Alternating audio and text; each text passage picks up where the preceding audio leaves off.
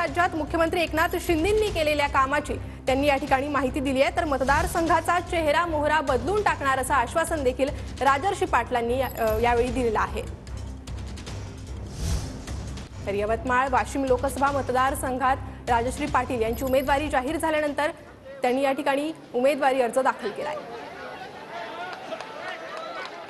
छत्रपति शिवाजी महाराज की जय भवानी, भारत माता की जय श्री राम, जय सेवालाल। यवतमाळ वाशिम मतदारसंघाच्या उमेदवार राजश्रीताई पाटील यांच्या आजच्या उमेदवारी अर्जाच्या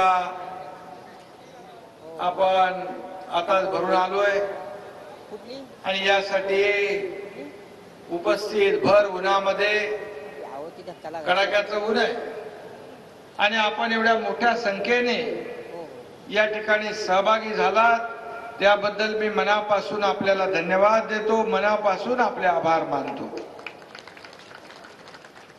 खरं म्हणजे आजच्या या कार्यक्रमाला उपस्थित